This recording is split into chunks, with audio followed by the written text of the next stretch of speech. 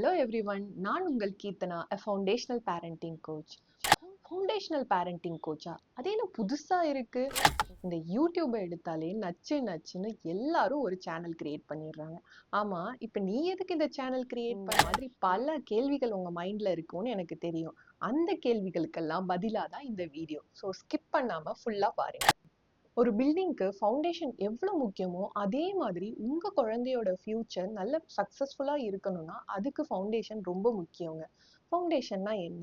உங்க குழந்தையோட முதல் 1000 நாட்கள் எப்படி அமைய போதோ அதை பொறுத்து தான் உங்க குழந்தையோட ஃபியூச்சரே இருக்கு அப்படின்னு சொன்னா நீங்க நம்புவீங்களா? இந்த 1000 நாட்களை கோல்டன் டேஸ் அப்படின்னு சொல்லுவாங்க. இந்த முதல் 1000 நாட்களை நம்ம 3 ஸ்டேஜா பிரிக்கலாம். முதல் ஸ்டேஜ் பிரெக்னன்சி, ரெண்டாவது ஸ்டேஜ் வந்து இன்ஃபான்சி, மூணாவது ஸ்டேஜ் டாட்லர்ஹுட். என்னது பிரெக்னன்சியா? வயித்துல இருக்க குழந்தைய கூட விட்டு வைக்க மாட்டீங்களா? ஏங்க, எந்த காலத்துல இருக்கிறீங்க? வயித்துல இருக்க குழந்தைக்கு அட்மிஷன் போடுற காலத்துல நம்ம இருக்கோம். அட்மிஷன் போடுறதெல்லாம் சரிம்மா, நான் என்னதான் அட்மிஷன் போட்டாலும் அது என்ன உடனே ஸ்கூலுக்கா போகுது? இல்ல இல்ல, அது 2 வயசுக்கு அப்புறம் தான் ஸ்கூலுக்கு போகும், இல்ல 3 வயசுக்கு அப்புறம் தான் ஸ்கூலுக்கு போகும். ஆனா இது அப்படி இல்லையே, வயித்துல இருக்க குழந்தைக்கே என்னமோ சொல்லி கொடுக்கணும்ல நம்ம பேசிட்டு இருக்கோம் அப்படின்னு நீங்க நினைக்கலாம். ஒரு குழந்தை உருவான உடனே முதல்ல வளர்ச்சி அடைகிற ஆர்கன்ஸ் என்ன தெரியுமா? ஒண்ணு ஸ்பைனல் கார்ட், இன்னொன்னு பிரெயின்ங்க. ஆமா, ஒரு குழந்தை வயிற்றுக்குள்ள இருக்கும் போதே அதோட பிரெயின் வந்து வளர ஆரம்பிச்சிடுமா. ஸோ அந்த காலகட்டத்தையும் நம்ம சரியா பயன்படுத்தணும்னா உங்க குழந்தை பிறக்கும் போதே ஜீனியஸா பிறக்குங்க. பார்ன் ஜீனியஸ் அப்படின்னு சொல்லுவாங்கல்ல, அதே தாங்க. சரி, நம்ம அடுத்த ஸ்டேஜுக்கு போகலாம். Stage 2, infancy. ஸோ இன்ஃபான்சி ஸ்டேஜ்ங்கிறது ஒரு குழந்தை பிறந்ததுலேருந்து முதல் வயசு ஆகுற வரைக்கும் இருக்க அந்த 12 மாதங்களை வந்து இன்ஃபான்சி அப்படின்னு சொல்லுவாங்க. இந்த இன்ஃபான்சி ஸ்டேஜ்ல ரேப்பிட் டெவலப்மெண்ட் நடக்கும் அப்படின்னு சொல்லுவாங்க.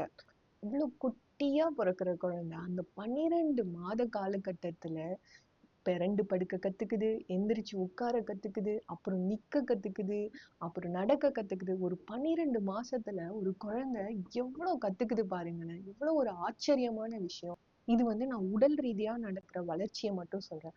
ஆனா பிரெயின் கூட ரேப்பிடா டெவலப் ஆகும் அப்படின்னு சொல்லுவாங்க. ஸோ அந்த காலகட்டத்தையும் நம்ம சரியா பயன்படுத்தணும்னா ஃபியூச்சர்ல அவங்க ஒரு சக்சஸ்ஃபுல் பர்சனா ஆகுறதுக்கு ரொம்ப பயன்படும். இப்போ மூணாவது ஸ்டேஜ் பத்தி தெரிஞ்சுக்கலாம். ஸ்டேஜ் 3, டாட்லர்ஹுட். ஸோ டாட்லர்ஹுட்ங்கிறது 1 வயசுலேருந்து 3 வயசுக்குள்ள இருக்க காலகட்டத்தை நம்ம டாட்லர்ஹுட் அப்படின்னு சொல்லுவோம். இந்த காலகட்டத்துல தான் ஒரு குழந்தை தன்னை சுத்தி இருக்கிற உலகத்தை கவனிக்க ஆரம்பிக்கும். அதுலேருந்து நிறைய விஷயங்களை கத்துக்க ஆரம்பிக்கும். நம்ம பேசுறத மட்டும் கேட்டு ஒரு லாங்குவேஜை ஃபுல்லா கத்துக்குது அப்படின்னா அப்ப அந்த குழந்தைக்கு எவ்வளவு பெரிய திறன் இருக்கும் அப்படின்னு நினைச்சாலே ஆச்சரியமா இருக்குல்ல. ஸோ இந்த காலகட்டத்தையும் நம்ம சரியா பயன்படுத்திக்கிறது ரொம்ப முக்கியமான ஒண்ணுங்க. இதெல்லாம் சரி, இந்த மைண்ட்ஃபுல் டான் ஹப் எதுக்கு அப்படிங்கிற கேள்வி தானே. அதுக்கு வருவோம். அதுக்கு முன்னாடி என்னை பத்தி கொஞ்சம் நீங்க தெரிஞ்சுக்கணும். நான் பை ப்ரொஃபஷன் ஒரு சாஃப்ட்வேர் இன்ஜினியர். இந்த ஏர்லி சைல்ட்ஹுட் எஜுகேஷன்ல என்னோட பயணம் என் பையன் பிறந்ததுக்கு அப்புறம் ஆரம்பிச்சது. இன்னைக்கு என் பையனுக்கு 2 வயசு 8 மாதம் ஆகுது. ஒரு 2 வயசு 8 மாசம் இருக்கிற ஒரு குழந்தை தன்னோட 1.5 வயசுல இந்தியன் புக்ஸ் ஆஃப் ரெக்கார்ட்ஸ்ல தன்னோட பேரை பதிச்சான் அப்படின்னு சொன்னா நீங்க நம்புவீங்களா? 2 வயசுல சூப்பர் ஜீனியஸ் அவார்ட் அப்படின்னு ஒண்ணு வாங்கினான் அப்படின்னு சொன்னா நீங்க நம்புவீங்களா? இன்னைக்கு 2 வயசு 8 மாதம் ஆகும்போது அவனால இங்கிலீஷை படிக்க முடியும்னு சொன்னா நீங்க நம்புவீங்களா? மேக்ஸ்ல அடிஷன் ப்ராப்ளம் அவனால பண்ண முடியும் அப்படின்னு சொன்னா நீங்க நம்புவீங்களா? இது எல்லாத்துக்கும் காரணம் அவனோட முதல் 1000 நாட்களை நான் சரியா பயன்படுத்தினதுதான் அப்படின்னு நான் ரொம்ப நம்புறேங்க.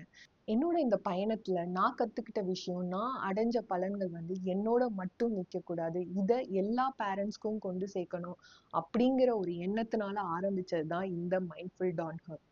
இந்த சேனல் மூலியமா நான் என் பையனுக்கு ஒவ்வொரு ஸ்டேஜ்லயும் யூஸ் பண்ண techniques, activities, tips and tricks எல்லாமே ஷேர் பண்ண போறேன் உங்ககிட்ட.